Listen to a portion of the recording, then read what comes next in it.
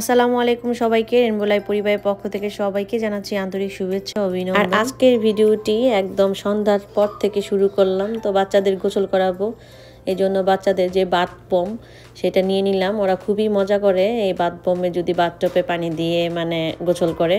তো এই বাথ বমটা তো আগে বুঝতাম না এগুলো কি, এখন তো বাচ্চাদের সাথে আসলে থাকতে থাকতে কোনটা কি, বাচ্চাদের কোনটা পছন্দ সেটা সবই বুঝি।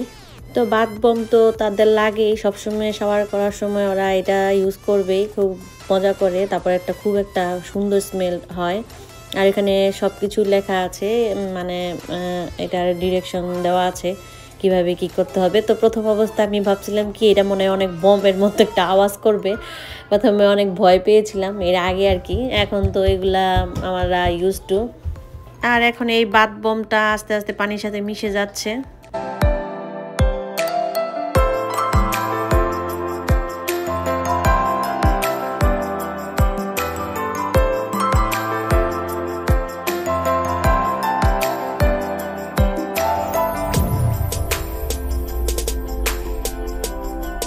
আর এই তো বাথটব পুরো রেডি পানিতে, এখন তারা একদম প্রস্তুত শাওয়ার করার জন্য। এক এক করে কিন্তু বাথটবের উপরে চলে যাচ্ছে সবাই।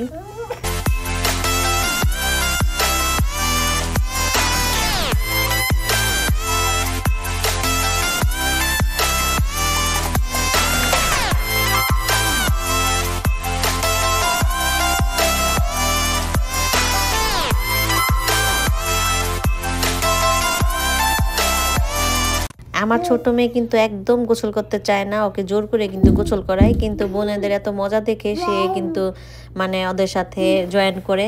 তো আজকেও সে করবে কি করবে না, এরপরে সব কিছু চিন্তা বাদ দিয়ে আবার তাদের সাথে জয়েন করলো। আর এদিকে আমার ছেলেও চলে আসছে, তো তারও কিন্তু ভীষণ পানি পছন্দ। সে পানি দেখলে একদম বেকুল হয়ে যায়, পানিতে কতক্ষণ সে নামবে আর পানি ধরবে।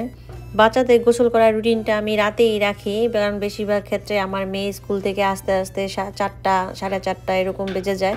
এরপর খাওয়া দাওয়া করার পর সন্ধ্যা হয়ে যায়। তো এরকম করতে করতে গোসলটা হয় আর কি সন্ধ্যার পরে, কারণ আবার ওদের গোসল করায় না, কারণ বড় মেয়েকে যদি গোসল করি তাহলে আরও সবাই গোসল করতে চায়, সেক্ষেত্রে 2 বা 3 বার গোসল করা হয়ে যায় ওদের। সেই কারণে আমি একবারেই কিন্তু সবাইকে গোসল করিয়ে দিই। আমার 4 বাচ্চাকে গোসল করার জন্য সময় ব্যয় করতে লাগে 1 ঘন্টার মতো প্রায়, কারণ অনেকক্ষণ পানিতে বসে থাকে। এরপরে ওদের সাবান শ্যাম্পু এগুলো দিতে দিতে, তারপর মুছে, তারপর লোশন জামা এগুলো চেঞ্জ করতে করতে আমার কাছে পুরো 1 ঘন্টা লাগে ওদের সব কিছু রেডি করতে।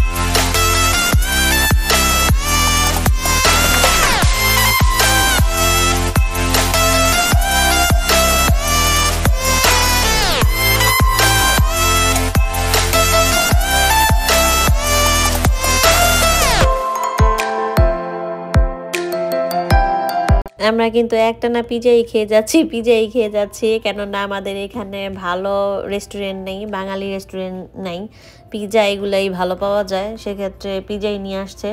আসলে আমার বড় মেয়ের শরীরটা ভালো না, ওকে টেক কেয়ার করা, আবার আমিও কিছুটা অসুস্থ, যার কারণে অসুস্থতার কারণে আর রান্না বান্না করতে পারিনি, যার কারণে পিজা নিয়ে আসছে। তো গোসল করার পরেই তো সবাই পিজা নিয়ে বসলাম।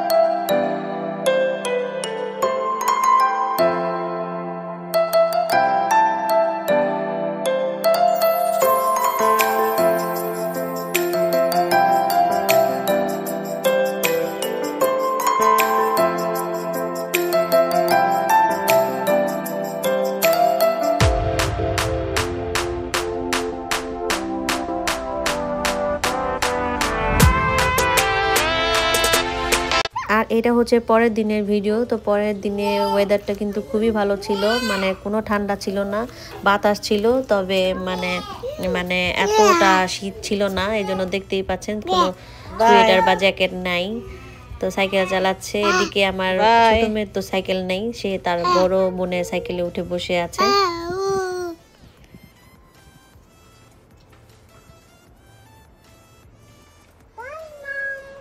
Bye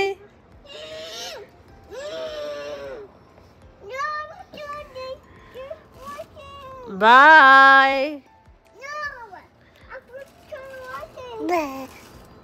bye bye.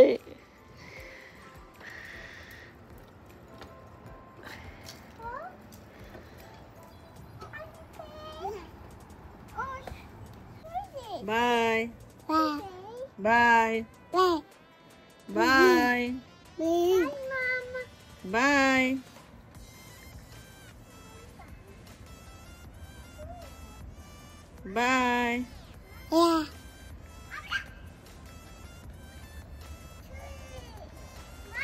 Bye.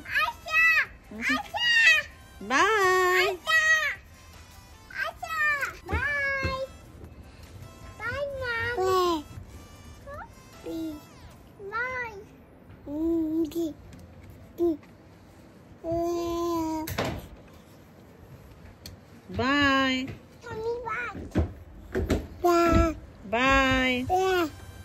Bye. Bye. Bye.